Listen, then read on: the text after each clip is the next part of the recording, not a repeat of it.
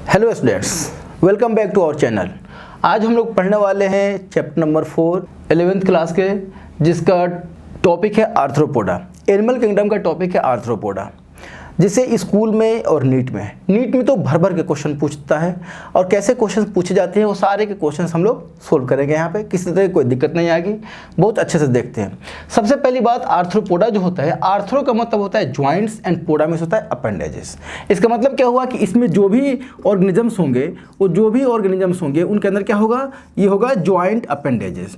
Joint appendages हैं, और joint appendages किसी भी ऑर्गेनिज्म के अंदर हो, उनके अंदर बॉडी कैसी होती है, सेगमेंटेड बॉडी होती है। कैसे बॉडी है, इनके अंदर बॉडी है सेगमेंटेड बॉडी।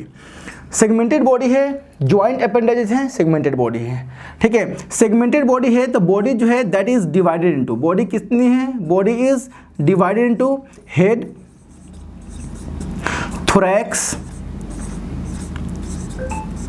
And abdomen. क्या होता है, body is divided into head, thorax and abdomen. पहला पॉइंट क्या है, ज्वाइंट अपेंडेजेस है, क्योंकि आर्थ्रो का मतलब होता है ज्वाइंट्स और पोडा में होता है appendages.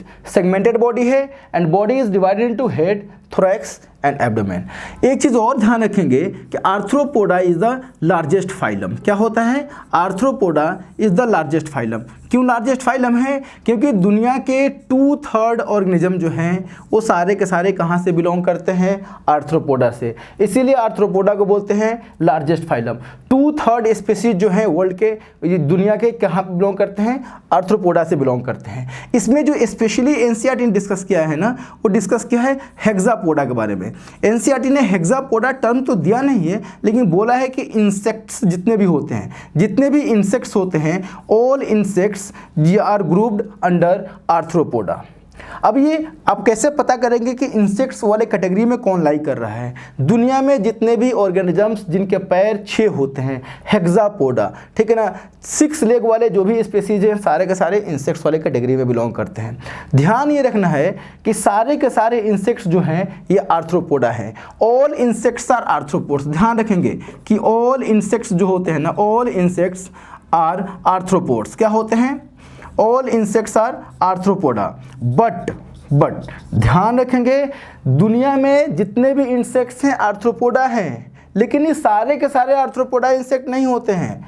All insects are Arthropoda but all Arthropoda are not insects. क्या होते हैं, ऑल आर्थ्रोपोड्स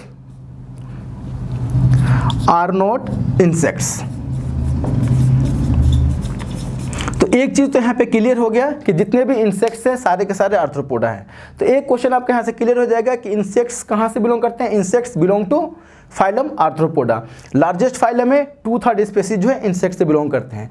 साथ के साथ हम लोग पहले डिस्कस कर चुके हैं कि ये आर्थ्रोपोडा जो हैं ये कैसे होते हैं, ये होते हैं ट्रिप्लोब्लास्टिक। क्या होते हैं, ट्रिप्लोब्लास्टिक। पहले जो मैंने आपको शॉर्ट ट्रिक दिया है वहाँ पे बताया है, कहाँ से, प्लेटिहेल्मिन्थिस से लेके कोर्डेटा तक सारे के सारे ट्रिप्लोब्लास्टिक होते हैं। और सिमेट्री कैसी होती है, बाइलेटरल सिमेट्री है। कैसी है, बाइलेटरल सिमेट्री है। सिमेट्री बाइलेटरल है और कैसे होते हैं, ट्रिप्लोब्लास्टिक होते हैं।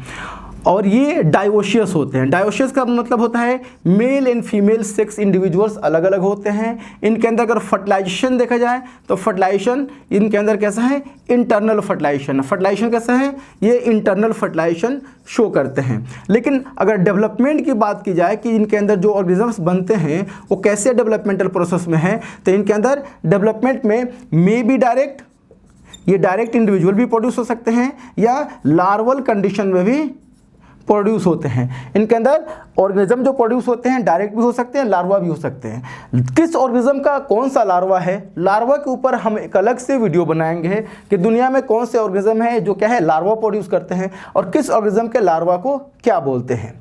तो ये कैसे होते हैं, ट्रिप्लोब्लास्टिक है, बाइलेटरल सिमेट्री है, डायोशियस होते हैं, fertilisation is internal, development may be direct और इनडायरेक्ट। अगर रेस्पिरेशन की बात करें कि इनके अंदर रेस्पिरेशन का प्रोसेस कैसा होता है, तो रेस्पिरेशन के लिए देखेंगे यहाँ पे गिल्स भी हो सकते हैं, ठीक है, बुक गिल्स भी हो सकते हैं, गिल्स भी हो सकते हैं, बुक गिल्स भी हो सकते हैं, ठीक है ना। इनके अंदर स्पाइरेकल्स भी होते हैं, ठीक है ना।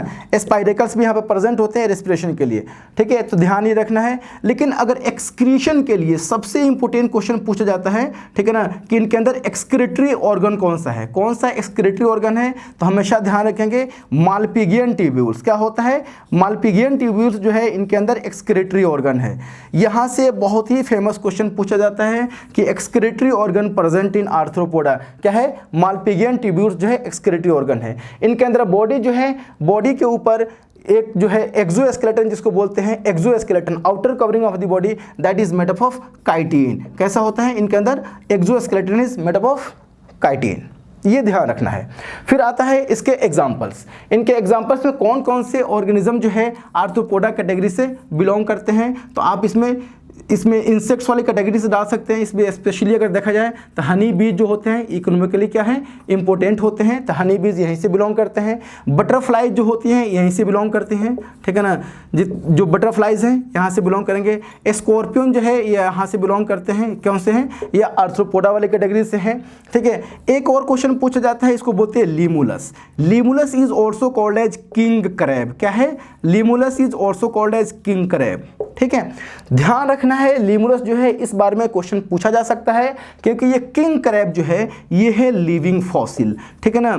आप लोग पढ़े होंगे इवोल्यूशन चैप्टर में फॉसिल के बारे में, तो फॉसिल्स क्या होते हैं, dead remains of plants and animals जो क्या है ज़मीन के अंदर प्रेजेंट होते हैं, एक्सट्रैक्शन के दौरान निकाले जाते हैं। तो ये किंग क्रैब जो है ये क्या है, लिविंग फॉसिल है, फॉसिल तो है लेकिन लिविंग फॉर्म में है। तो ध्यान रखेंगे इसके बारे में कि क्या है, लार्जेस्ट फाइलम में क्वेश्चन पूछा जाता है, ठीक है ना। हेक्सापोडा वाले इंसेक्ट्स जो होते हैं ये इसी में आते हैं। दुनिया में सारे के सारे आर्थ्रोपोडा जो है वो क्या है, ये अगर देखा जाए दुनिया में जितने भी इंसेक्ट्स हैं आर्थ्रोपोडा हैं, लेकिन सारे के सारे आर्थ्रोपोडा इंसेक्ट्स नहीं होते हैं, ठीक है ना। एक्सक्रीटरी प्रोडक्ट एक्सक्रीटरी ऑर्गन जो है मालपिगियन ट्यूब्यूल्स है।